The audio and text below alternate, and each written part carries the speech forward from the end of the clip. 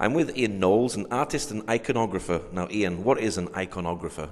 An iconographer is somebody who paints a very specific type of religious painting. The sort of icons that I paint are the sort of paintings you find in Greek or Russian churches, typically. Now, you're the director of the Bethlehem Icon Centre. What is that? The Bethlehem Icon Centre is a new venture trying to re-establish iconography in the Holy Land.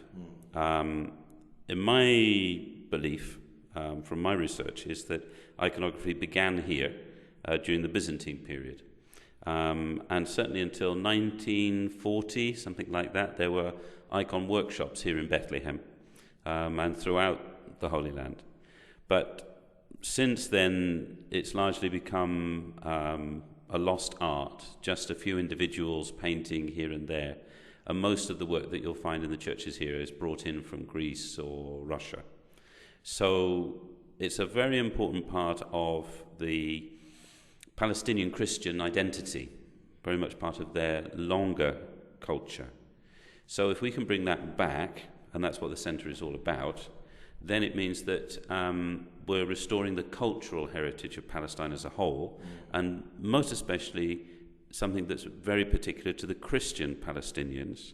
And iconography is probably the most significant contribution to world culture that Palestinians have made throughout their entire history. So to have that as a living art form rather than just a museum piece, I think is very important for building up a sense of real belonging for the Palestinian Christians here. So it helps them to feel that really their stake in Palestinian society and culture isn't just something from the past, but is still a living thing now. So is the Icon Centre a school that's teaching people iconography? Partly. We run a professional training course, which is a 3-year training course, which is all local Palestinians. And we also run, as part of the school, a week-long international course where we have people come and stay from across the world learning iconography. But that's part of the wider centre, and the idea is that once the students have reached a professional level, then they'll work together in a collaborative model, which will be the centre. So people will give commissions to the Icon Centre, and the work will be carried out by those who've trained here and reached a very high professional standard. So it's wider than just a school, but it includes a school. That's very much part of it. Do you have to actually be an artist in general to actually be an iconographer? Well, you do have to be able to paint. You have to be able to have some basic ability. But then it's a question of training, practice, hard work, as well as the spirituality. So if for example, somebody wants to be a student in the school for the 3-year course, the professional course, then they need to have some basic ability, the right aptitude. By that I mean, like spiritually, you're going to be looking at the face of Jesus all day, all the saints, and you'll be spending your time in the company of the saints, trying to paint portraits, really, of these sacred people. So you need to be able to touch into that, and it needs to be something that's living in you. Otherwise, it's just a mechanical process rather than a truly spiritual art form. Likewise, you've got to have the time to invest in training. Some people think, well, because it's a holy painting, you just sit there and the Holy Spirit comes down and suddenly it all just happens and you're Michelangelo in 3 seconds. Whereas actually it's a lot of hard graft. Yeah. Iconography is a very demanding art form, and as a result, many people sort of make shortcuts. So the traditional method, still practiced in the best schools in Russia and Greece and so forth, uses egg tempera or mosaic as its main medium, uses natural pigments, and is very much an ecological art. So you're taking the earth, the creation that God has given, and then you're making it into a hymn, really, which praises God, which is returning to the Creator, returning to the source, and doing it in a holistic way. So we try to avoid using artificial, synthetic products. So we don't use acrylic paint, for example, and we use only real gold leaf, not imitation or acrylic paint or so forth, unless we can avoid it. Yeah. So it's a demanding process. It's something which we're trying to re-establish the very highest standards so that the work that will be produced here will be something that will be respected worldwide, and not simply as a sort of tourist product which is just sort of knocked out to make a bit of money. It's very much trying to get to the very essence of what iconography is, as this sacred offering to God of our very best. Now, you are teaching people here. Is that a hope that they will get employment in the future? Well, the idea, as I say, is to form a collective. One of the real problems that I noticed here, one of my students, for example, Mother Maria, she's been painting icons for the last 5 years or so, and she was been one of my students before.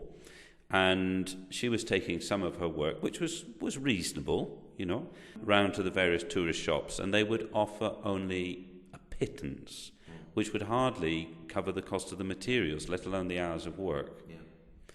And this is true of, I think, just about everybody who sells their work through the tourist shops. There's a very few individuals who are able to sell their work privately, and they can command reasonable money. But even then, in comparison to what Greek or Russian artists get, it's peanuts. For example, there was somebody here in Bethlehem who's a very good iconographer. He was asked by a priest to give an estimate for painting the back wall of his church. And he came up with quite a complex design, which would have taken quite a lot of work, and gave a quote, I think it was about €20,000. In the end, they commissioned a woman from Greece who did just a simple figure of, I think, St. Michael, and paid her €32,000. So there's a big disparity, even for those who've established themselves as good, competent artists. And if you look at, for example, Mother Maria or one of my other students, she painted an icon of St. John the Baptist. And I said, how much will you get for that? She said, $150. Now, this was for an icon that took her 2, maybe 3 weeks to do. Yeah. And I said, how much will they sell it for? Oh, she laughed, and she said $1,000, $1,500. So the artist is being paid a pittance, and I don't know about you, but I couldn't live off $50 a week. No. Plus, you've got to take the cost of materials out. So that isn't a viable economic model for supporting a family. So by working together in the school or in the centre, they'll be able to, command much better prices, because people will commission from the school more than they would from an individual, because we build a reputation communally. And we have contacts in Britain, America, and France, and so forth. So that gives us a certain independence. Secondly, because we work together, we'll be producing very high standard of work, and people will pay for good work. That's the second thing.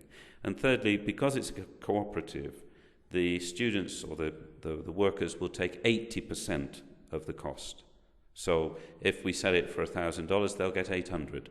And the centre will take $200 just to cover its running costs and so forth. So that's a generous arrangement, and it enables it to be a real possibility for somebody to support a family on that sort of money. Because, an icon should take maybe 2 to 3 weeks for that price. So that would be an income of probably around $400 or $500 a week. So, that's quite good money, especially for the local situation, I think. Yeah. Are icons still popular today here in Bethlehem? Well, you only have to go into a tourist shop. They're packed with icons. The problem is, I think people locally don't really value them other than as items that they have on their wall. Getting people to really appreciate works of art is another matter. But I think our market would be really the international market. And, churches as a whole tend to value art. And if somebody's got an icon from Bethlehem, it has a tremendous resonance. So we're not really targeting the local Bethlehem market, because that isn't so big. We're really positioning ourselves to appeal to the international market. And the discerning pilgrim who comes looking for something special and of quality. Rather than, we're not going to have shelves of icons to sell. It'll really there'll be a gallery of examples, and then people commission from us. So when a tourist does buy an icon, is this something to bring them closer to God? I think that's how they would understand it. I don't know if that's how the tourist shops understand it. I think when you come as a pilgrim here, obviously you're on a spiritual journey. You're trying to find a deeper connection with God, to somehow touch into the holiness of the holy places, of the Holy Land. And the icons are holy things. And I think most people, even from the West, know that. They feel it. It's like our special art as Christians. And when you see a real icon, which is really like Our Lady of Bethlehem, for example, here in the church, and you can see the way people have sort of given gifts, rings, jewellery, which have then been hung around the image. That says about how much this presence is felt, is realised. I don't think anybody thinks that's the Virgin Mary in a glass cabinet. I think everybody feels this is like a channel, it's a doorway through which Mary has come and blessed us. So these icons are doors that open from heaven. So they're really God's initiative to us. And I think when you come to the Holy Land, it's a place where those doors are wide open. And so these special objects really capture the essence of what the pilgrimage is all about. So I think even people without a sort of orthodox background are able to respond to icons very strongly. Now, you're a painter. Have you painted many scenes of the Holy Land? No. There we are, end of that. I'm an iconographer rather than an artist. I do paint just for the fun of it, but all my work is iconography, which includes the icon of Our Lady on the wall, which is Mary suffering. And we placed it on the wall where there's a group that for years have been playing the Rosary every Thursday night, and they just had a paper picture of Mary on the wall. And some of them wanted something a bit more permanent or substantial. So I was asked if I would paint an icon of Mary on the wall, which we did. And it's still there.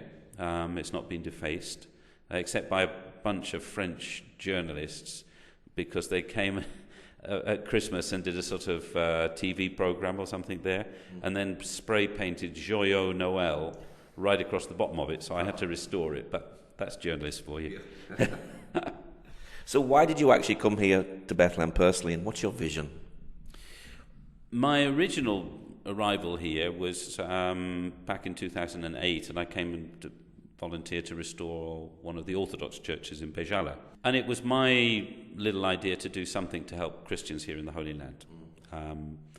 But since then, getting to know the church here, and one thing leads to another. Somebody says, could you do this for us? Some nuns want this, church wants that. And, I'm happy to do my bit to help. So that's really been all voluntary work.